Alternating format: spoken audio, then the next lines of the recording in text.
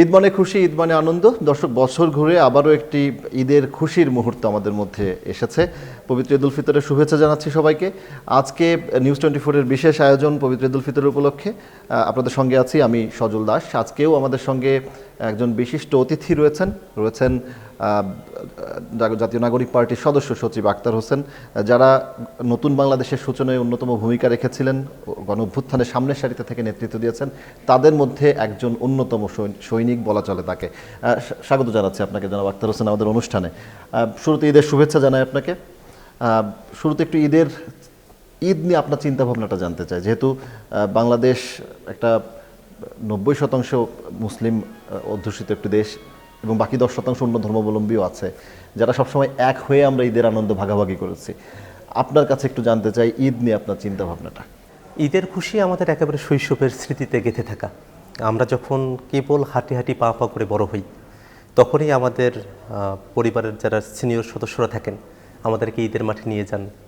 নতুন পাঞ্জাবি বা shirt pant পরে, টুপি পরে ঈদের মাঠে যাওয়া, ঈদের মাঠে যে মেলা বসে সে মেলা থেকে লজেন্স চিপস কিনে খাওয়া, হরেক রকমের সেখানে চাটনি পাওয়া যায় সেগুলো কেনা, ঈদের নামাজ পড়া, কোলাকুলি করা। এবং আমরা যারা গ্রামে বড় হয়েছি আমাদের ঈদ ঘিরে অনেক স্মৃতি। ঈদের দিন হয়তো ভোরবেলা ফজরের আজানের পরে আমরা ফুটবল নিয়ে বেরিয়ে পড়েছি, এক দফা আগে ফুটবল খেলা শেষ, বা ক্রিকেট খেলা এক দফা আমরা শেষ করেছি ঈদের নামাজে অংশ নেওয়ার আগে। হ্যাঁ, তারপরে আমরা ঈদের নামাজের জন্য প্রস্তুতি নিচ্ছি। এবং ঈদের আগের দিন সন্ধ্যাবেলা আমরা যারা একটু বড় হতে শুরু করলাম, তখন থেকে আমাদের বড়রা আমাদেরকে ঈদ মাঠে নিয়ে যেতেন। ছোট ছোট 3 কোনা রঙিন যে কাগজগুলো আমাদের হাতে ধরিয়ে দিতেন, আমরা সেগুলো মাঠের চারিদিকের যে সুতো তাতে গেঁথে দিতাম, ঈদ মাঠটা সাজাতাম। 2টো কলা গাছ সুন্দর করে সাজিয়ে ঈদের গেট আমরা তৈরি করতাম। এইসব প্রত্যেকটা স্মৃতির সঙ্গে আমাদের ঈদের আনন্দ জড়িয়ে আছে। আমার মনে আছে আমরা যখন খুবই ছোট তখন থেকেই ঈদের সাথে সালামির একটা অন্যতম বড় সম্পর্ক। আমরা বড়দেরকে সালাম দিতাম, তাদের থেকে সালামি পেতাম, গুণে রাখতাম যে টাকা হলো। নতুন নোট পেলে তো খুশির আর অন্ত থাকতো না। ওটা রেখে দেওয়ার একটা চিন্তা, যে সংরক্ষণ করব নতুন নোটগুলো। এবং নতুন নোটগুলো আসলে বছর জুড়েই সংরক্ষণ করা হয়। দেখা যায় যে হঠাৎ করে যদি বাড়ির সামনে 2 মাস পরে কোনো একটা খেলনার দোকানদার এসেছে, তার কাছে গিয়ে বড় একটা খেলনা কেনা হলো, বা কোনো একটা কাজে সেটাকে লাগানো হলো, কিন্তু দীর্ঘদিন পর্যন্ত সংরক্ষণের মানসিকতা থাকে নতুন নোটগুলো। এবং ঈদ মাঠের যখন একটু বড় হলাম, একটু তরুণ হয়েছি, সে সময়টাতে আমরা ঈদ মাঠে যারা মুসল্লিরা আসতেন তাদেরকে আমরা ব্যাচ পরিয়ে দিতাম, বিনিময়ে তারা আমাদেরকে ঈদ সালামি দিতেন, বকশিস দিতেন। সেগুলো নিয়ে আমরা এলাকার যারা আছি, তারা এলাকার গরিব দুঃখী যারা আছে তাদের মাঝে ঈদের খুশি ছড়িয়ে দেবার আমরা চেষ্টা নিতাম। সব মিলিয়ে ছোট থেকে বড় হওয়া এখন পর্যন্ত ঈদ আসলে অনেকগুলো আনন্দেরই মুহূর্ত আমাদের জন্য। আমরা বাংলাদেশের যারা বাসিন্দারা আছি, এখানকার 90% মানুষ মুসলমান, তাদেরকে উপলক্ষ করেই ঈদের সময়গুলোতে সরকারি ছুটি ছাটাগুলো একটু বেশি হয়। এবং এই ছুটি ছাটাগুলোতে দেখা যায় সকলের জন্য যেহেতু ছুটি থাকে, অন্য ধর্মাবলম্বী মানুষ তারাও গ্রামের বাড়িতে যেতে পারেন, সকলের সঙ্গে একটা ইন্টারেকশনের সুযোগ তৈরি হয়। অর্থাৎ ছোটবেলার ঈদের দিনের কোনো বিশেষ ঘটনা যদি বলেন, যে ওই দিনটাই আপনার জন্য একটা খুব মজার ছিল কিংবা এরকম কিছু। আমি যখন ক্লাস 4 কি 5-এ পড়ি, তখন আমার বন্ধু সহকারে আমরা একবার চিন্তা করলাম যে ঈদের দিন আমরা দোকান দেব। তো যেই কথা সেই কাজ, আমরা সালামি আগেই উঠিয়েছি এবং সে অনুযায়ী বাজার থেকে আমরা লজেন্স, চকোলেট, চিপস, বিস্কিট এগুলো কিনে নিয়ে এসেছি। আমরা দোকান বসিয়েছি এবং সে দোকানে বিক্রিও হয়েছে। আমাদের যখন টাকাটা উঠে গেল, তারপরে অবশিষ্ট যে খাবারগুলো থেকে গেল আমরা সেগুলো আর বিক্রি করলাম না, যে না এগুলো এখন আমরা নিজেরাই খাবো।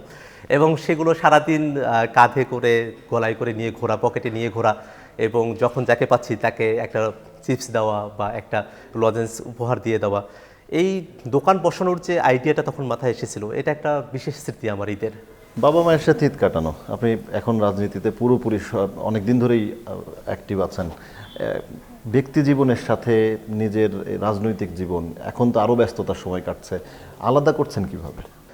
আমি ছোট থেকে বড় হয়েছি আমার পরিবারে, আমার বাবা মার সঙ্গে।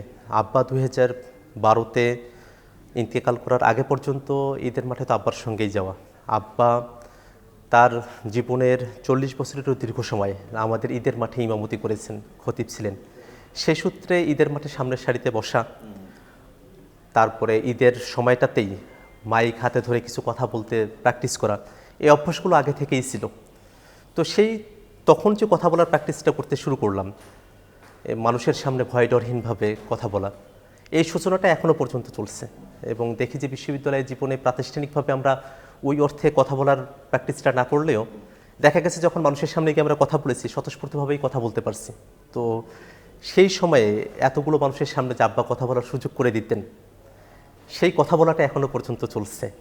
এটাকে আমি একটা ধারাবাহিকতা হিসেবে দেখি। এবং আলাদা করি এই জায়গা থেকে যে যখন রাজনৈতিক জীবনে পদার্পণ করেছি, বিশেষত 2021 সালের কথা আমার মনে পড়ে, যখন বাংলাদেশে ভারতের প্রধানমন্ত্রী মোদির আগমন হলো এবং অনেকেই শহীদ হলেন, নিহত হলেন। সে প্রেক্ষাপটে আমাদেরকে গ্রেফতার হতে হলো।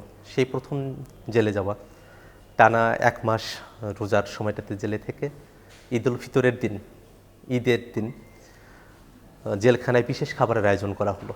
সেদিন মাংসের টুকরোটো তুলনামূলকভাবে অনেক বড় ছিল, আমাদেরকে বিরিয়ানি দেওয়া হলো। এবং আমাদের যারা সহযোদ্ধারা আছেন তারা বাইরে থেকে আমাদের জন্য, সবার জন্যে একই কালারের পাঞ্জাবি পাঠিয়েছিলেন, আমরা সেটা পরলাম। তো জেলখানার ভিতরে যে আমরা একটা ঈদ করলাম, সেই ঈদের সময়টাতে আমরা আমাদের স্বজনদেরকে অনেক মিস করেছি। কিন্তু একই সাথে আমরা আবার যারা জেলখানায় ছিলাম, আমাদের সহযোদ্ধারা, তারা মিলে আবার জেলখানার মধ্যেও আলাদা ধরনের উদযাপনের মধ্য দিয়ে আমরা গিয়েছি। আর একটা বন্ডিংও তৈরি হওয়ার একটা জায়গা নিজেদের মধ্যে। জেলখানার ঈদের জায়গাটা আমি একটু আলাদাভাবে আপনার কাছে শুনতে চাইবো, ওই দিনের অভিজ্ঞতাটা কি ছিল। তার আগে একটু, যেহেতু শৈশবে আছি, শৈশবে বাবা মায়ের সাথে ঈদ করা, এখনও বাড়িতে যাবেন, বাবা ইন্তেকাল করেছেন আপনি বলছিলেন 2012 সালে। এরপর থেকে ঈদের দিন বাবার হাত ধরে যে ঈদগাহে নামাজ পড়তে যাওয়া, সেই জায়গাটা তো অবশ্যই অনেক বেশি মিস করেন। মায়ের সাথে ঈদ কেমন কাটছে এখন, কিংবা এই মাঝখানের সময়গুলো কেমন কেটেছে? আমি আমার পরিবারের সর্বশেষ সন্তান। আমার মা এখন বৃদ্ধা, বয়সের ভারে আক্রান্ত, কিন্তু তিনিও তো আমি যখন শৈশবে, তখন এতটা বয়স্ক ছিলেন না। তো আমরা যখন ঈদের মাঠে যাব, তার আগে মা বিশেষত ঈদ উল ফিতরের সময়টাতে সেমাই রান্না করে রাখতেন, যে আমরা গোসল করে ঈদের মাঠে যাব, মা সেমাই রান্না করে নিয়ে এসেছেন, যে বাবা একটু সেমাই খেয়ে যা। তো আমাদেরকে এই যে আদর করে সেমাই খাওয়ানো, সেই জিনিসটা কিন্তু এখনও চলে। এই যে এত বড় হয়েছি, আজ 28 বছরে পদার্পণ করেছি, কিন্তু মা এখনও, আমার মনে পড়ে যে গত বছরের ঈদেও ঠিক ঈদে যাওয়ার আগে মা সুন্দর করে 1 প্লেট সেমাই নিয়ে আসলেন এবং আমাকে সামনে বসিয়ে রেখে খাওয়ালেন। তো এই যে জিনিসটা, এই স্মৃতিটা আমরা ভুলতে পারি না। এটা খুব মনে হয় পৃথিবীর কোনো সন্তানের পক্ষেই ভোলা সম্ভব নয়। তারা বড় হয় সন্তানেরা, কিন্তু শৈশবটাকে তারা কখনো ভুলে যেতে পারে না। মায়ের কাছে তারা কখনো বড় হয় না, তারা শৈশবেই পড়ে থাকে। ডাক্তার, কারাগারের কথা হচ্ছিল, কারাগারের ওই দিনটি কেমন ছিল একটু যদি বলেন, ঈদের দিনটি যখন কারাগারে ছিলেন ওই সময়। কারাগারে সকাল বেলা আমাদেরকে বাইরে বের হওয়ার সুযোগ দেওয়া হতো ওই সময়টাতে। তো ঈদের দিন সকালবেলা আমরা, আমাদের যারা সাথীরা ছিলাম, আমরা তখন 50 জনের অধিক একসঙ্গে গ্রেফতার হয়েছিলাম, সবাই বয়সে তরুণ। তো আমরা দেখলাম যে আমাদের সহযোদ্ধারা, তারা আমাদের জন্য পাঞ্জাবি পাঠিয়েছেন। তো আমরা আমাদের সহযোদ্ধারা যারা বাইরে আছেন, তাদের ভালোবাসার টানটা আমরা অনুভব করতে পারলাম। এবং সেই দিন অফার ফোনে আমাদেরকে বাড়িতে কথা বলতে দেওয়া হলো। এই যে জেলখানার ভিতরে বসে আধুনিক যুগের বদৌলতে আমরা বাড়িতে কথাটুকু বলতে পারলাম সেই দিন, এটা যে কত আনন্দের সেটা আসলে ভাষায় প্রকাশ করবার মতো নয়। কারণ আমরা তো, আমার বাড়ি রংপুরে, ঢাকায় ছিলাম জেলখানায়, এত দূরত্বে থেকে তো কথা বলা বা দেখা সাক্ষাতের অতটা সুযোগ হতো না। কিন্তু ঈদের দিন সেটা একটা স্পেশাল সুযোগ আমাদের জন্য ছিল। জেলখানায় খাবারের ক্ষেত্রে খুবই দুর্বল খাবার মানুষকে দেওয়া হতো। তো সেক্ষেত্রে ঈদের দিনের খাবারটা একটু ব্যতিক্রম ছিল। এবং আমরা দেখেছি যে বাংলাদেশের ওই সময়টাতে এমন অনেক বন্দী জেলখানায় ছিলেন যারা আসলে ট্রেডিশনালি অপরাধী না, তারা রাজনৈতিক বন্দী, রাজবন্দী। এই রাজবন্দীদের মধ্যে সেদিন আমাদের জেলখানায় একটা মিলন মেলা হয়েছিল। এবং আমরা তখন ভেবেছিলাম যে এই ঈদের দিনও আমাদেরকে জেলখানায় কাটাতে হলো, আমাদেরকে শপথে বলিয়ান হতে হবে, যাতে করে আমরা এমন একটা সময় পেতে পারি যে সময়টাতে আমরা স্বৈরাচারের ভয়ডরহীন এক বাংলাদেশেও আমরা ঈদ উদযাপন করতে পারবো। এবং বাংলাদেশে যেন এই ভীতিকর সময়গুলো আর না আসে, যখন উৎসবের মতো এমন দিনেও বিনা অপরাধে রাজনৈতিক কারণেই একজন ব্যক্তিকে কারাগারে আটকে থাকতে হয়। এই উপলব্ধিগুলো আমাদের তখনই হওয়া। ডাক্তার, এই যে রাজনীতিতে আসা, এটি কার স্বপ্ন, কিংবা আপনার স্বপ্ন ছিল কিনা, কিংবা কারো অনুসারী কিংবা কারো কথা শুনে আপনি আগ্রহ হয়েছে আপনার রাজনীতিতে আসার, নাকি এমনিতেই হয়ে ওঠা? আসলে রাজনীতির প্রথম স্টেপ হিসেবে আমি দেখি অ্যাক্টিভিজম, এবং তারই গোড়াতে দেখি অন্যায়ের বিরুদ্ধে প্রতিবাদের মানসিকতা। একেবারে ছোটোবেলা থেকেই অন্যায়ের বিরুদ্ধে প্রতিবাদের একটা মানসিকতা আমার মধ্যে ছিল। যদি এলাকায় কোনো ছোটোখাটো বিষয়ে কোনো অন্যায় দেখতাম তো কথা বলতাম, তো সেই অভ্যাসটা রয়ে গেছিলো। আমরা যখন বিশ্ববিদ্যালয়ে আসলাম, বিশ্ববিদ্যালয়ের পরিবেশ ছিল অত্যন্ত বদ্ধ। তখন কথা বলা যেত না, ফেসবুকে লেখালেখি করা যেত না। 2016 সালে ঢাকা বিশ্ববিদ্যালয়ের হলে আমি যেদিন প্রথম উঠি, ওঠার দিনই আমাকে ছাত্রলীগের প্রোগ্রামে জোর করে নিয়ে যাওয়া হলো, এবং তারপরে কথা বলার আর জায়গা নেই। তো সেই সময় থেকেই আমাদের মনের মধ্যে একটা ক্ষোভ জমতে শুরু করে যে আমরা তো বিশ্ববিদ্যালয়ে এসেছি মুক্ত স্বাধীনভাবে পড়ালেখা করব। আসলে বিশ্ববিদ্যালয়ে আমি এসেছিলাম যখন আমি বিশ্ববিদ্যালয়ে আইন বিভাগে ভর্তি হই। আমার ইচ্ছা ছিল যে বড় একজন আইনজীবী হব, এবং সে অর্থেই আমি পড়ালেখায় মনোনিবেশ করতে চেয়েছিলাম। কিন্তু পড়ালেখার যে পরিবেশটা, সেটাও আসলে প্রথম বর্ষে আমরা তেমন করে উঠতে পারিনি। কারণ মুহুর্মুহু প্রোগ্রামে যাওয়া, রাতের বেলায় গেস্ট রুমে বসা, এই সবগুলো বিষয়েই আমাদের মধ্যে একটা বিক্ষুব্ধতা তৈরি করছিল। তো তখনই ক্যাম্পাসে আমরা যখনই সুযোগ পেতাম কোনো একটা বিষয়ে আড়ালে আবডালে গিয়ে নিজেদের মধ্যে এই কথাগুলো বলতাম। এবং একটা সময় আসলো 2018 সালে, তখন ঢাকা বিশ্ববিদ্যালয়ে কোটা সংস্কার আন্দোলন জোরদার হলো। আমি তখন থার্ড ইয়ারের স্টুডেন্ট, এই আন্দোলনে ওতপ্রোতভাবে জড়িয়ে পড়লাম, এবং যার কারণে হল থেকে আমাকে পিটিয়ে বের করে দেওয়া হলো। এরপরে যখন সরকার আন্দোলন মেনে নিলেন, তখন আবার আমি হলে ব্যাক করতে পারি। তারপরে নিরাপদ সড়ক আন্দোলন হয়, এবং সেই আন্দোলনে আমরা দেখেছি আমাদের থেকেও বয়সে যারা জুনিয়র, তরুণ, তারা উই ওয়ান্ট জাস্টিস এই কথা বলে তারা রাজপথে নেমে পড়েছে। তখন লুকিয়ে আবার সায়েন্স ল্যাবে তাদের সঙ্গে আন্দোলনে যোগদান করি, টিয়ার শেলের ধোঁয়ায় আচ্ছন্ন হয়ে পড়ি। এই বিষয়গুলো আমাদেরকে আসলে পোক্ত করেছে। এবং আমি দেখলাম যে সে বছরই 2018 সালে ঢাকা বিশ্ববিদ্যালয়ের ডি ইউনিটের প্রশ্ন ফাঁসের ঘটনা ঘটে। এই ঘটনা যে সেবারই প্রথম বিষয়টা এমন নয়, এর আগেরও 3-4 বছর এই ঘটনাটা ঘটেছে, এবং এটা আমাদেরকে অত্যন্ত পীড়া দিত।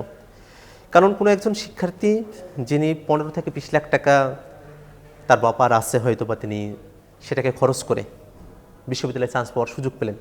তো আমরা তখন ভাবতে থাকলাম যে এইভাবে যদি চলতে থাকে, তাহলে আমাদের মতো যারা মধ্যবিত্ত পরিবার থেকে উঠে আসে, যারা গ্রাম থেকে উঠে আসে, সত্যিকারের মেধাবী যারা শিক্ষার্থী আছেন, তারা তো ভবিষ্যতে বিশ্ববিদ্যালয়ের গণ্ডিতে আসবার সুযোগটুকু পাবেন না।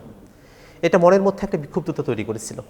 এবং ওই সময় আমি এডমিশন ক্যান্ডিডেটদেরকে পড়াই। তো আমার একজন স্টুডেন্ট আমাকে এই কথাটা বলেছিল যে স্যার, আমরা যদি অনেক ভালোও করি, কিন্তু যারা প্রশ্ন পেয়েছে ওরা তো আমাদের থেকেও ভালো করবে, এবং সিট তো লিমিটেড, তাহলে তো চান্স ওরাই পাবে, আমরা তো চান্স পাবো না। এবং সেদিন আমি আসলে টিউশনের বেতন নিতে গিয়েছিলাম। তো আমার কাছে মনে হয়েছিল যে আমার শিক্ষার্থী আমাকে বেতনটাও দিচ্ছে, এবং একই সাথে আমাকে একটা ধাঁধার মধ্যে ফেলে দিয়েছে যে এই যে প্রশ্ন ফাঁস হচ্ছে, আমরা তাদেরকে পড়াচ্ছি, আমরা তো আসলে তাদেরকে বিশ্ববিদ্যালয়ে নিয়ে আসবার মতো পরিবেশটা করে দিতে পারছি না, কারণ এখানে অন্যায়, এখানে দুর্নীতি, এখানে প্রশ্ন ফাঁস। এই হলো সামনে এগিয়ে আসা, কিংবা আস্তে আস্তে পোক্ত হয়ে ওঠা, কিংবা এই যে জুলাই অভ্যুত্থানের সময় আপনারা যখন আন্দোলনে গেছেন, কিংবা আপনি তার আগেও অনেক আন্দোলনে অংশ নিয়েছেন, অনেক সময় গ্রেপ্তার হয়েছেন, মারধরের শিকার হয়েছেন, পুলিশে হামলার শিকার হয়েছেন, কিংবা ছাত্রলীগের হামলার শিকার হয়েছেন। মা আছে তো বাড়িতে, মা তো নিষেধ করে না, কিংবা মা কি বলে? মায়ের সাথে তো অবশ্যই কথা হয়, মা তখন কি বলে? আমার মা, আমি যতবার হামলার শিকার হয়েছি, যতবার গ্রেফতার হয়েছি, তাকে খবরগুলো পৌঁছানো হতো অনেক দেরিতে। এবং এবছর 17 জুলাইতে যখন আমি গ্রেফতার হলাম, এবং পুলিশ যখন আমাকে টেনে হিঁচড়ে নিয়ে যাচ্ছে, এই ছবিটা আমার মা দেখেছে অভ্যুত্থানের অনেক পরে। এবং আমার সঙ্গে যখন মায়ের কথা হচ্ছিল, মা তার কান্নার কারণে আমার সঙ্গে কথা বলতে পারছিলেন না। তার ভাবনা ছিল এরকম যে তার ছেলেকে কেন বিনা দোষে এইভাবে পুলিশ টেনে হিঁচড়ে নিয়ে যাবে, কেন মারবে? তারা তো প্রযুক্তির বাইরে থাকা মানুষ, টেলিভিশনের খবরও তাদের চোখে অতটা পড়ে না। তো সেক্ষেত্রে যখনই তার কাছে খবরটা পৌঁছে যায়, তারা তখন বেদনাতুর হয়ে ওঠেন এবং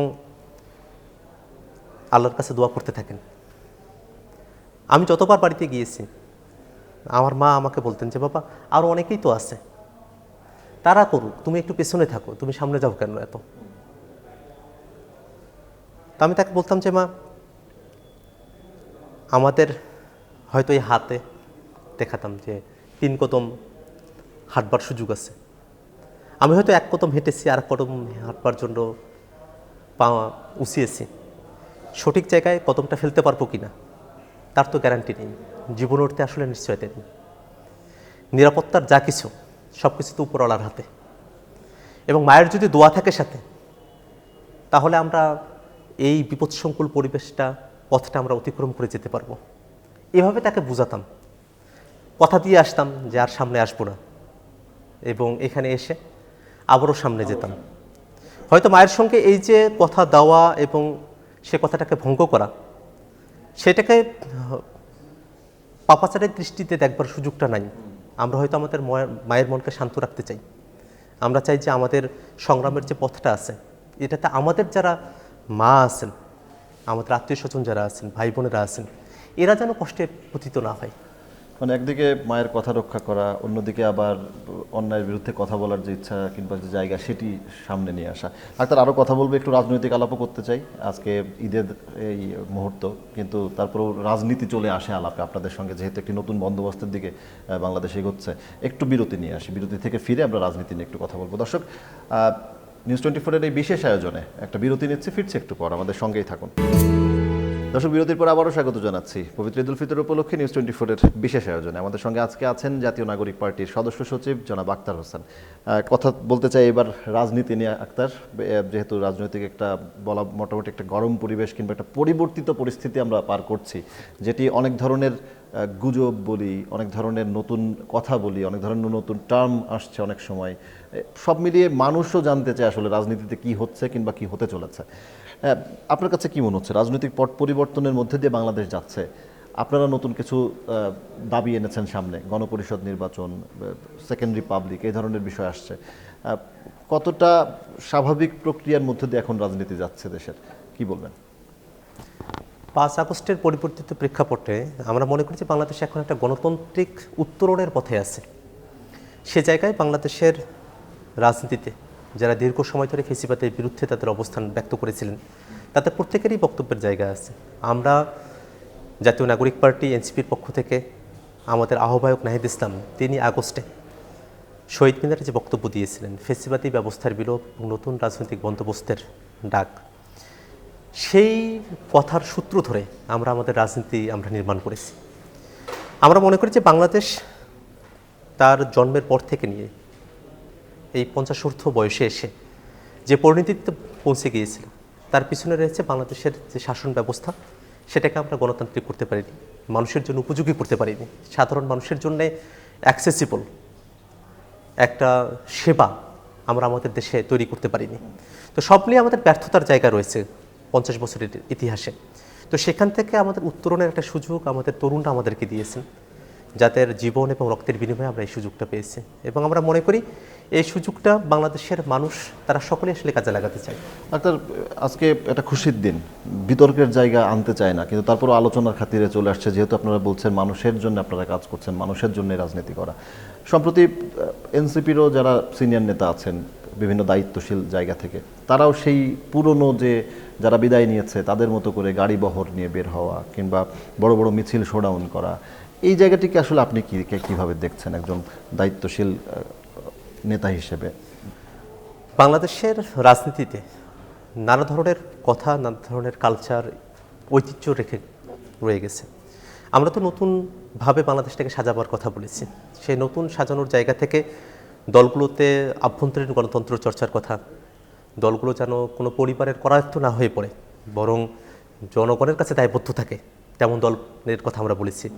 রাষ্ট্র কাঠামোতে এমন আমরা কথা বলেছি যেখানে কোনো ব্যক্তি বছরের পর বছর ধরে জীবনভর বাংলাদেশের প্রধানমন্ত্রী থেকে যাবেন, রাষ্ট্রপতি থেকে যাবেন, এমন ব্যবস্থাপনার বাইরে এসে আমরা বলেছি যে টানা 2 বারের বেশি এবং কোনো ব্যক্তি বা জীবনে 2 বারের বেশি কোনো ব্যক্তি তিনি প্রধানমন্ত্রী বা রাষ্ট্রপতি হতে পারবেন না। এই পরিবর্তনগুলোর কথা আমরা যখন বলছি, সে সময়টাতে যখন মিছিল বা বিভিন্ন মাত্রায় গাড়িবহর নিয়ে যাওয়ার মতো ঘটনাগুলো আসছে, এই বিষয়গুলোকে পুরনো যে রাজনৈতিক যে কালচার, সেটার একটা ধারাবাহিকতা আমরা সেটি মনে করিয়ে দিচ্ছে, মানুষও কথা কিন্তু বলছে। আমরা একই সাথে একটা জিনিস এখানে উল্লেখ করতে চাই, সেটা হলো যে আমাদের এই মানুষের সাথে জনসংযোগের যে বিষয়গুলো, সেগুলোতে যেন আমাদের নেতাকর্মীরা যারা আছেন তারা যেন পজিটিভলি তাদেরকে প্রেজেন্ট করতে পারেন, সে ব্যাপারেই আমরা নির্দেশনা দিয়েছি। সেক্ষেত্রে আমাদের আহ্বানের জায়গাটা হলো যে কোনো ব্যক্তি তিনি যদি দলীয় শৃঙ্খলা এবং ব্যক্তিগতভাবে আর্থিক অস্বচ্ছতা মুক্ত থেকে তিনি যদি তার এলাকার মানুষের সঙ্গে সম্পৃক্ত হতে পারেন, সেটা তার ব্যাপার। কিন্তু আমরা দলীয়ভাবে যেটা মনে করি সেটা হলো যে বাংলাদেশের আবহমান কাল ধরে রাজনীতির যতগুলো কালচার রয়েছে, সবগুলো কালচারকে একসঙ্গে উতরে যাওয়া সম্ভব নয়। আমাদেরকে একটা কন্টিনিউয়াস প্রসেসের মধ্য দিয়ে এটা উতরে যেতে হবে এবং আমরা একটা কঠিন লড়াইয়ের মধ্য দিয়ে যাচ্ছি। এবং আমরা মনে করি যে যুগ যেহেতু আধুনিক হয়েছে, এমন অনেক কিছুই আছে যেটা হয়তো আধুনিকতায় পর্যবেসিত হবে, যেটা আগে জনগণের কাছে পৌঁছানোর ক্ষেত্রে হয়তো মাইকের ব্যবহার দরকার ছিল, এটা হয়তো এখন ফেসবুক রিপ্লেস করে নেবে। তো এরকম অনেকগুলো পরিবর্তনের মুখোমুখি আমরা কিন্তু দাঁড়িয়েছি। আমরা যেটি দেখছি যে আওয়ামী লীগ নানাভাবে ফিরে আসার একটা চেষ্টার মধ্যে আছে। অন্য যে রাজনৈতিক দলগুলো আছে, বৃহৎ রাজনৈতিক দলগুলো, তারাও তাদের মতো করে মাঠে আছে, নানানভাবে সমালোচনার জায়গাও তৈরি হচ্ছে, কিংবা তারা তৃণমূল পর্যায় পর্যন্ত তাদের যে শক্তি সেটি দেখানোর চেষ্টা করছে অনেক সময়। এক্ষেত্রে এনসিপি নতুন দল, মানুষের একটা আস্থা কিংবা মানুষের একটা আগ্রহের জায়গা আছে যে এনসিপি কী করছে, আপনারা দাঁড়াতে পারবেন মনে হচ্ছে ঠিকঠাক মতো? অনেকে বলছেন যে কিংস পার্টির তকমা দেওয়ার চেষ্টা করছে অনেকে, এই জায়গাগুলো নিয়ে আসলে কি মনে হয়? বাংলাদেশে বর্তমানে উদার একটা গণতান্ত্রিক পরিবেশ বিরাজ করছে। ফেসিবাদী শক্তি ছাড়া ফেসিবাদ বিরোধী প্রত্যেকটা পক্ষ বাংলাদেশে বর্তমানে রাজনৈতিকভাবে তাদের সকল কার্যক্রম নির্বিঘ্নে পরিচালনা করবার সুযোগ পেয়েছে। এটা বাংলাদেশের অতীত ইতিহাসে বিরলতম ঘটনা। অতীতে এইভাবে বাংলাদেশের রাজনৈতিক দলগুলো তাদের রাজনীতি পরিচালনা করবার সুযোগটা পায়নি। তেমন একটা সময়ে জাতীয় নাগরিক পার্টি এনসিপি তার আত্মপ্রকাশ ঘটিয়েছে। এই উদার রাজনৈতিক সময়ে আমাদের আত্মপ্রকাশকেই যদি কিংস পার্টি হিসেবে আখ্যায়িত করা হয়, তাহলে এটাকে আমরা ভুল হিসেবে উপস্থাপন আমরা করি। এবং আমরা মনে করি যে রাজনৈতিক যে দলগুলো আছে কারো প্রতিই তো সরকারের তরফ থেকে আলাদা করে কোনো নিপীড়নের কোনো সাইন, কোনো বাধা দেওয়ার মতো কোনো পরিস্থিতি এখন পর্যন্ত সরকারের তরফ থেকে হয়নি। এই উদার পরিবেশে তরুণরা জনগণের সাথে সম্পৃক্ত হয়ে জনগণের আগ্রহের প্রেক্ষিতে, আকাঙ্ক্ষার প্রেক্ষিতে তাদের একটা রাজনৈতিক দলের আত্মপ্রকাশ ঘটিয়েছে। আমরা মাত্র 1 মাস সময় অতিক্রান্ত করেছি এবং আমরা বিশ্বাস করি যে সারা দেশে এই 1 মাস সময়ের মধ্যে আমাদের শুভাকাঙ্ক্ষীরা, আমাদের সমর্থকরা যেভাবে নিজেদেরকে জানান দিতে পেরেছে, তাতে করে আমরা আসলে সামনের দিনে আমরা নিজেদেরকে আরও গুছিয়ে তুলতে পারবো। এবং যেভাবে সরকারি আনুকূল্যের কথা বলা হয়, দেখবেন যে আমরা আমাদের রাজনৈতিকতে যারা যুক্ত আছেন, আমাদের কোনো নেতাকর্মী তারা কিন্তু সরকারের কোনো বাহিনী, কোনো পুলিশ প্রশাসন বলেন বা গোয়েন্দা বাহিনী বলেন, তাদের ছত্রছায়া থেকে দল করছে না। কারণ আমরাই এমন মানুষেরা এখানে যুক্ত হয়েছি যারা দীর্ঘ সময় ধরে বাংলাদেশের মানুষের সঙ্গে তাদের আত্মিক বন্ধন করবার চেষ্টাটা করেছি। রাজনীতিতে আমরা দীর্ঘ সময় ধরে আমাদের কথা বলে আসছি। এখন পরিবর্তিত প্রেক্ষাপটে আমরা তরুণদেরকে নিয়ে একটা শক্তির জানান দিচ্ছি। এটাকে সরকারি আনুকূল্য পাওয়ার কথা যদি বলা হয়, তাহলে বর্তমানে বাংলাদেশের যতগুলো ফেসিবাদ বিরোধী পক্ষ আছে তারা সকলেই সরকারের আনুকূল্যের সঙ্গেই আছেন। এটাকে আলাদা করে বিশেষভাবে আমাদেরকে আনুকূল্য করার চেষ্টা করার কথা বলাটা অনুচিত। একটা হচ্ছে আওয়ামী লীগের ফিরে আসার যে আলোচনাটা হচ্ছে অনেক বেশি গুজব বলি নানানভাবে চলছে। আপনি নিজে জেল কেটেছেন, জেলের মধ্যে ঈদ উল ফিতর পালন করতে বাধ্য হয়েছেন। এখন যারা আওয়ামী লীগের সাথে রাজনীতি করেছে দীর্ঘদিন ধরে, তাদের মধ্যে ফিরে আসার চেষ্টা অনেকে হয়তো করছেন, কিন্তু তারাও অনেকে জেলেতে যাচ্ছেন, অনেকে হয়তো পালিয়ে আছেন। তাদেরও তো এবার ঈদ এইভাবেই কাটবে, আপনারা যেভাবে কাটিয়েছেন কয়দিন আগে। এই জায়গাটিকে আসলে কিভাবে দেখেন? মানে জায়গাটি হচ্ছে যে মানুষের অধিকারের জন্য তো আন্দোলন করা, যারা অন্যায় করেছে সবাই তো আর অন্যায়কারী না। কি মনে হয় আপনার কাছে? বাংলাদেশে গত 3টা নির্বাচনে আওয়ামী লীগের যেসব নেতাকর্মী অংশগ্রহণ করেছেন এবং আওয়ামী লীগের যারা এই 15টা বছরের ফেসিবাদের সময় সমর্থক ছিলেন, তারা আসলে সরাসরি যারা অন্যায় করেছেন এবং যারা সমর্থন জুগিয়ে গেছেন, সুবিধা দিয়েছেন, তাদের সকলকে ওই যে অন্যায় যে করে আর অন্যায় যে সহে, এই ফ্রেমে যদি আপনি দেখেন তাহলে কাউকেই কিন্তু আপনি পাপাচারের বাইরে আপনি দেখবেন না। বাংলাদেশে যে দীর্ঘ 15টা বছর ধরে জুলুম নিপীড়নগুলো চলল, পিলখানা হত্যাকাণ্ড, 2013 সালের হত্যাকাণ্ড, শাপলা হত্যাকাণ্ড, মোদিবিরোধী আন্দোলনের হত্যাকাণ্ড, 24-এর হত্যাকাণ্ড, এই প্রত্যেকটা জিনিস কোনোটা কিন্তু কোনোটা থেকে বিচ্ছিন্ন নয়। এই প্রত্যেকটা জিনিসেই আওয়ামী লীগের রাজনীতির সাথে যারা সম্পৃক্ত ছিলেন, যারা নীতি নির্ধারণী জায়গায় ছিলেন, তারা প্রত্যেকের সংযুক্তি রয়েছে। এবং তারা সকলেই, আমরা তো দেখি যে কোনো একক ব্যক্তি বা বিচ্ছিন্ন কয়েকজন ব্যক্তির দায় না, দল হিসেবেই আওয়ামী লীগের এখানে দায় আছে, যারা দলীয়ভাবেই বাংলাদেশে একটা ফেসিবাদ চাপিয়ে দিয়েছিল। অতএব যারা বাংলাদেশে ফেসিবাদ চাপিয়ে দিয়েছে, বাংলাদেশের গণতন্ত্রকে গলা টিপে হত্যা করেছে এবং বাংলাদেশের মানুষের উপরে বারংবার হত্যাযজ্ঞ চালিয়েছে, তাদের বিচার হওয়া এটাই ন্যায্যতার কথা, এটাই মানুষের চাওয়া, এটাই প্রকৃতির নিয়ম যে যারা অন্যায় করবে তাদেরকে বিচারের মুখোমুখি হতে হবে এবং শাস্তির মুখোমুখি হতে হবে।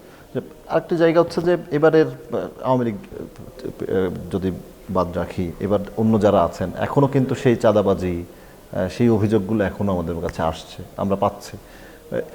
সেই জায়গাটি আসলে কিভাবে দেখছেন যে একটি স্বৈর শাসন বলি, একটি ফ্যাসিজম বলি, সেই জায়গাকে বিদায় করার পরেও মানুষের অধিকারের যে জায়গাটি, সেইটাই আসলে কিভাবে রক্ষা হচ্ছে যদি এই জায়গাগুলোই থাকে, চাঁদাবাজি, হত্যা এই জায়গাগুলোই থাকে? এটা অত্যন্ত দুঃখজনক যে 5 আগস্ট পরবর্তী বাংলাদেশেও আমরা বিভিন্ন সময়ে চাঁদাবাজির খবরগুলো পেয়েছি এবং অনেকগুলো জায়গায় আমরা দেখেছি অন্তকন্তলেও নিজেদের দলের মানুষই মারা যাচ্ছেন, এরকম খবরও আমাদের কাছে এসেছে। বিভিন্ন জায়গায় ডাকাতের খবরগুলোও শোনা যাচ্ছে, চাঁদাবাজির খবরগুলো শোনা যাচ্ছে। নতুন বাংলাদেশে কিন্তু মানুষ এগুলোকে পছন্দ করছে না। আপনি দেখবেন যে একেবারেই সাধারণ যে মানুষ, তিনিও অন্তত ফেসবুকে এসে চাঁদাবাজির বিরুদ্ধে তার বক্তব্য উপস্থাপন করছেন এবং এতে করে কিন্তু একটা জিনিস বোঝা যায় যে বাংলাদেশের আগের যে রাজনৈতিক পরিস্থিতি এবং বর্তমানের যে রাজনৈতিক পরিস্থিতি সেটা এক নয়। মানুষ আগে নির্যাতন, নিপীড়ন, নানাবিধ কারণে তারা ভয়ে থেকে অনেক কিছু মুখ বুঝে তাদেরকে সহ্য করতে হয়েছে, কিন্তু এখন কিন্তু মানুষ সহ্য করে না, এখন কিন্তু মানুষ বিদ্রোহী হয়ে ওঠে এবং মানুষ কিন্তু এই সময়টাতে এসে যারা এরকম চাঁদাবাজি বা লুণ্ঠনের মতো ঘটনাগুলোর সঙ্গে যুক্ত আছেন তাদেরকে রাজনৈতিকভাবে আর গ্রহণ করার পক্ষপাতী নয়। বাংলাদেশের একটা গণতান্ত্রিক পরিবেশ, একটা ফ্রি ফেয়ার ইলেকশনের দিকে যদি আমরা আগাই, সেক্ষেত্রে দেখা যাবে যে মানুষেরা কিন্তু যারা চাঁদাবাজির সঙ্গে যুক্ত ছিল তেমন নেতাকর্মী বা তেমন দলগুলোকে আর গ্রহণ করবে না, তাদেরকে বর্জন করবে। আর তার আরও কথা বলবো, আবার একটি বিরতি নিতে চাই, বিরতি থেকে ফিরে এসে কথা বলবো। দর্শক, আবারও বিরতি নিচ্ছি নিউজ 24-এর বিশেষ এই আয়োজনে, আমাদের সঙ্গে। দর্শক, বিরতির পর আবারও স্বাগত জানাচ্ছি পবিত্র ঈদ উল ফিতর উপলক্ষে নিউজ 24-এর বিশেষ আয়োজনে। আমরা কথা বলছি জাতীয় নাগরিক পার্টির সদস্য সচিব আক্তার হোসেনের সঙ্গে। আক্তার, আবারও স্বাগত জানাচ্ছি। আমরা শেষ পর্বে রয়েছি, এই পর্বে একটু রাজনীতি এবং ঈদ দুটি মিলিয়ে একটু কথা বলতে চাই। একটি হচ্ছে নির্বাচনের জায়গা নিয়ে একটু কথা বলতে চাই, যে ঐক্যমত্য কমিশনের যে সুপারিশগুলো এসেছে, রাজনৈতিক দলগুলো আপনারাও আপনাদের মতামত জানিয়েছেন, সেখানে আমরা দেখলাম যে গুরুত্বপূর্ণ অনেক জায়গা, নির্বাচন বলি, 71 সম্পর্কে অবস্থান বলি, আরও সংবিধান বিষয়ে বলি, বড় বড় জায়গায় অনেক ধরনের মতভেদ, মত পার্থক্যের জায়গা রয়েছে। আপনার কাছে মনে হয় এই মত পার্থক্যের জায়গাগুলোকে এত বড়ভাবে রেখে ঐক্যমত্য তৈরি করা সম্ভব? বাংলাদেশে ফেসিবাদের বিরুদ্ধে একটা ঐক্য আছে। প্রত্যেকটা রাজনৈতিক দল তাদের নিজস্ব রাজনৈতিক বয়ান, নিজস্ব রাজনৈতিক আদর্শ এবং কর্মসূচি রয়েছে। অতএব তারা তাদের জায়গা থেকে তাদের আদর্শ এবং তাদের কর্মসূচির কথা তারা ব্যক্ত করবেন। এই জায়গায় পার্থক্য থাকতে পারে, কিন্তু দিন শেষে সিদ্ধান্ত নেবার জায়গা কিন্তু জনগণের হাতে। জনগণ যে দাবিকে, যে কর্মসূচিকে দেশের জন্য সবথেকে উপযোগী মনে করবেন, তার দিকেই কিন্তু জনগণের সায়টা থাকবে এবং যে দল জনগণের ভাষায় কথা বলতে পারবে, তাদের দাবি দাওয়া, কর্মসূচি, এজেন্ডা জনগণমুখী হবে, তারাই কিন্তু দিন শেষে এখানে উইন করবে। এবং আমরা মনে করি যে জনগণকে বাইরে রেখে শুধুমাত্র রাজনৈতিক দলগুলো তারা তো সিদ্ধান্তে আসতে পারে না। এবং এই জায়গাটাতে যেটা হতে পারে যে এখনও ঐক্যমত্য কমিশন তারা যে সুপারিশগুলো দিয়েছে সেখানে মতবিমতের অনেকগুলো জায়গা আছে, কিন্তু আলোচনার জায়গাও তো এখন পর্যন্ত খোলা, আলোচনা তো জায়গা এখনও পর্যন্ত দরজাটা বন্ধ হয়ে যায়নি। এবং এই সময়ের মধ্যে আমরা যেমন গণপরিষদ নির্বাচনের কথা বলেছি, কেউ কেউ সংসদ নির্বাচনের কথা বলছেন। গণপরিষদ নির্বাচন কেন জরুরি সংসদ নির্বাচন কেন এর বিকল্প হতে পারে না, সেই কথাগুলো তো আমরা মানুষের কাছে উপস্থাপন করছি এবং জনমত আমরা গঠন করার চেষ্টা করছি। রাজপথেও তো অনেক কিছুর সমাধান হয় এবং আমরা দেখি যে বাংলাদেশের রাজনৈতিক যে দলগুলো আছে, যে পার্থক্যগুলো দেখা যাচ্ছে, আমরা যদি আলোচনায় বসি এবং আমরা যদি আন্তরিক থাকি, সেক্ষেত্রে এই বিষয়গুলোতেও একটা সমাধানে, একটা অর্থাৎ সব সমঝোতায়, মিলিয়ে একটা একটি মধ্যবর্তী আলোচনার অবস্থানে আসা ক্ষেত্র, সব সম্ভব। মিলিয়ে একটা আলোচনার একটা ক্ষেত্র তৈরি হয়েছে, যেখানে আস্তে আস্তে একমত হওয়ার জায়গা তৈরি হবে। আমি এই জটিল কঠিন জায়গা থেকে বেরিয়ে আবারও একটি ঈদে আসতে চাই। এবার একটু একেবারেই ব্যক্তিগত জীবন, সেটি হচ্ছে বিয়ে করেছেন 2023 সালে। তার মধ্যেই অভ্যুত্থান, তার মধ্যেই এই ধরনের ব্যস্ত সময় নতুন রাজনৈতিক দলের সদস্য সচিব হিসেবে দায়িত্ব পালন করা, পরিবারকে সময় দেয়া, মা বাবার কথা তো শুনলাম, নিজের স্ত্রীকে নিয়ে সময় কাটানো কিংবা ঈদের সময় তাকে নিয়ে প্ল্যান করা, পরিকল্পনা করা, ঘুরতে যাওয়া, করতে পারবেন কি মনে হয় এই ব্যস্ততার মধ্যে? এটা আমাদের জন্য অত্যন্ত দুঃখজনক যে আমরা আমাদের সবথেকে কাছের যে মানুষটা, যারা রাজনীতিতে যুক্ত, এই মানুষগুলোকে আমরা সময় দিতে পারি না। এটা শুধু আমার নয়, এটা যারা রাজনীতির সঙ্গে যুক্ত আছেন এদের প্রত্যেকের গল্প। আমরা যখন ইনফরমালি এই কথাগুলো বলি, তখন আমাদের এই না পাওয়ার জায়গাটা আমাদের কথায় উঠে আসে। আমার মনে আছে যেদিন আমি গ্রেফতার হই, সেদিন সকালবেলা আমার স্ত্রী তার ক্যামেরায় ধারণ করা ভিডিও আমার ফেসবুকে আপলোড করে আমি বাইরে বেরিয়ে পড়েছিলাম, আমার আন্দোলনের সহযাত্রী, আমার সহধর্মিনী। এবং আমরা যে এই দীর্ঘ রাজনৈতিক জার্নিতে আছি, তাতেও আমার সহধর্মিনী আমার সঙ্গী। আমরা হয়তো দিনের অধিকাংশ সময়ে দুইজন দুই জায়গায় থাকি, কিন্তু একটা সময় গিয়ে তো আমরা একসঙ্গে হই এবং আমরা গল্পগুজবগুলো করি। আমাদের এই সময়টা খুবই অল্প। এমনও দিন আছে যেদিন আমি হয়তো ঘরেই ফিরতে পারি না, বাইরে অন্য কোথাও আমাকে থেকে যেতে হয়। কিন্তু এই যে অপ্রাপ্তির জায়গাগুলো আছে, এই সব কিছুকে আমরা মেনে নেই একটা স্বার্থী, যে বাংলাদেশের মানুষের জন্য আমরা ভালো কিছু উপহার দিতে পারবো। এবং আমরা দেখি এই জিনিসটাকে এইভাবে যে আল্লাহ রাব্বুল আলামিন আমাদেরকে যে সুযোগটা দিয়েছেন, সেই সুযোগটাকে যেন পজিটিভলি আমরা মানুষের কাজে লাগাতে পারি, সে জায়গা আমরা নিজেদের জায়গায় কিছুটা ছাড় দিই। এবার আমরা গ্রামের বাড়িতে যাচ্ছি একসঙ্গে আত্মীয় স্বজন, ভাই বোন সকলে মিলে ঈদের আনন্দ উপভোগ করব। অভ্যুত্থানের পরে আসলে সবাই মিলে একত্রিত হওয়ার সুযোগ খুবই কম পেয়েছি। আমার নিজের পরিবারের সদস্য, আমার সহধর্মিণীর পরিবারের সদস্য, দাওয়াতের পরিসরে আমরা একখানে হব এবং নিজেদের মধ্যে আলাপ আলোচনাগুলো হবে। সামনের জীবনটা আমরা কীভাবে কাটাতে চাই সেগুলো নিয়ে হয়তো আমরা স্বপ্ন বুনব। এবং বাংলাদেশের মানুষ, যারা গ্রামের মানুষ, তাদের আরও কত কাছাকাছি যাওয়া যায় সে ব্যাপারেও আমরা হয়তো উদ্গ্রীব থাকবো।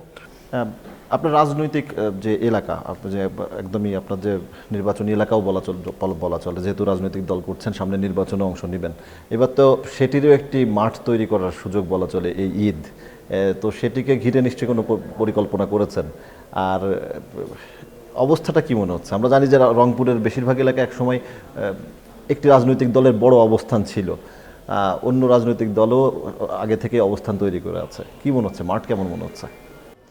বাংলাদেশের রাজনীতিতে মুসলিম লীগের যে পরিণতি, বাংলাদেশের রাজনীতিতে জাতীয় পার্টির পরিণতিও তাই হয়ে গেছে। আমাদের রংপুরে তাদের একটা ভালো জনসমর্থন ছিল, কিন্তু সময়ের বিবর্তনে এবং তাদের ফেসিবাদের সঙ্গে সংশ্লিষ্টতার কারণে মানুষ তাদের থেকে বিমুখ হয়েছে। বাংলাদেশে আওয়ামী লীগের পরিণতিও মুসলিম লীগের মতো হয়ে যাবে, তা এর বেশি বাংলাদেশে তাদের জনসমর্থন থাকবার সুযোগটা নেই। নতুন করে বাংলাদেশের যে শক্তিগুলো তারুণ্যকে ধরে নতুন বাংলাদেশের ভীষণ নিয়ে আগাচ্ছে, তাদের প্রতি মানুষের জনসমর্থনের জায়গাটা আরও বিস্তৃত হবে বলে আমরা মনে করি। তো সেক্ষেত্রে রংপুর, বিশেষত আমার নিজের জন্মস্থান কাউনিয়া পীরগাছায়, সেখানকার মানুষের সঙ্গে আমরা আমাদের সংযোগটাকে কীভাবে বাড়াতে পারি ঈদের সময়টাতে, সেটা একটা সুযোগ আমাদের জন্য। অলরেডি আমার এলাকার যারা মানুষেরা আছেন তারা আমার সঙ্গে নিজেরাই যোগাযোগ করেছেন, তাদের নিজেদের গ্রামে আমাকে দাওয়াত করেছেন। হয়তো তাদের সঙ্গে ঈদের দিন, তারপরের দিন বা আরও দুই একটা দিন তাদের সেই প্রত্যেকটা গ্রামে গ্রামে ছড়িয়ে পড়বার সুযোগটুকু হবে, মানুষের কথাগুলো শুনবার সুযোগ হবে। মানুষের প্রত্যাশার যে জায়গাগুলো আছে, আমরা অবহেলিত অঞ্চলের মানুষ, বৈষম্য এবং মঙ্গাপ্রীত অঞ্চলের মানুষ। এলাকার কথা বলছিলাম, একেবারে শেষ পর্যায়ে রয়েছি আমাদের আজকের অনুষ্ঠানের। ঈদের খুশি সবার মধ্যে ছড়িয়ে পড়ুক, এটি একটি জায়গা। রংপুরে যে ঈদ আপনি উদযাপন করেছেন ছোটবেলায় কিংবা এখনও যে করেন, যে পরিক্রমা হয়েছে, ঢাকায়ও তো নিশ্চয়ই ঈদ দেখেছেন, আপনি একটু যদি এই তুলনাটা করেন যে আসলে পরিবর্তনটা কতটা মানুষ দেখেছে, আপনার কাছে কি মনে হয় পরিবর্তনটা, কিংবা কতটা খাপ খাইয়ে নেওয়ার মতো পরিবর্তনটা? আপনি যদি আমাদের শৈশব থেকে এখনকার কথা বলেন তো অনেকগুলো জায়গাতেই পরিবর্তন এসেছে। আগে ঢাকার সঙ্গে রংপুরের মানুষের যোগাযোগ তুলনামূলকভাবে কম ছিল, তুলনামূলকভাবে এখন যোগাযোগটা বেশি। কিন্তু এখনও রংপুর অঞ্চলের মানুষ তারা যে ঈদের সময় বাড়িতে যাবেন, তাদের পরিবহনের মারাত্মক সংকট, অতিরিক্ত ভাড়া দিয়ে তাদেরকে বাসে করে যেতে হয়। আমাদের যে ট্রেন রেলপথ আছে সেটা আমাদেরকে অনেক ঘুরে যেতে হয়, অথচ আমরা যদি সিরাজগঞ্জ থেকে বগুড়া পর্যন্ত সরাসরি একটা রেলপথ পেতাম, সেক্ষেত্রে আমাদের 4 থেকে 5 ঘন্টা সময় আমাদের রেল জার্নিতে বেঁচে যেত। আমাদের যে পথগুলো আছে সড়ক পথে এখনও পর্যন্ত 4 লেন করবার কাজটা সম্পূর্ণ হয়নি, এবং রংপুরের পরে তো 4 লেন আর নাই, লালমনিরহাট বা পঞ্চগড় পর্যন্ত। সেগুলোকে যদি 4 লেনে রূপান্তরিত করা যায়, যদি রাস্তাগুলোকে বড় করা যায়, মানুষের জন্য সুবিধা হবে। এবং একই সাথে শিল্পায়নের যে জায়গায়, বিশেষত গার্মেন্টস, সেটা যেহেতু ঢাকায় কেন্দ্রীভূত হয়ে আছে, সেটা যদি আমাদের উত্তর অঞ্চলেও কিছুটা ট্রান্সফার করা যেত, সেক্ষেত্রে হয়তো আমাদের উত্তর অঞ্চলের এত মানুষকে ঢাকায় এসে তাদের কর্মের জন্য পড়ে থাকতে হতো না। তো এই জায়গাগুলোতে সামগ্রিকভাবে পরিবর্তন দরকার। মানুষ তো এই পরিবর্তনগুলো প্রত্যাশা করে। দীর্ঘ সময় ধরে আমাদের রংপুর অঞ্চলের মানুষেরা তারা অবহেলিত হয়ে আছেন, তারা তো এটা প্রত্যাশা করেন যে নতুন যে বাংলাদেশ, সে নতুন বাংলাদেশে তাদের কথাগুলো রিপ্রেজেন্টেড হবে এবং তাদের যে দীর্ঘদিনের দাবি দেওয়াগুলো আছে সেগুলো পূরণ করা হবে। এবার ঈদে বাড়ি যাওয়াটা একটু বোধহয় আপনার জন্য একটু ভিন্ন। এর আগে আক্তার হোসেন বিশ্ববিদ্যালয় শিক্ষার্থী, রাজনীতি করেন, বাড়িতে গেছেন।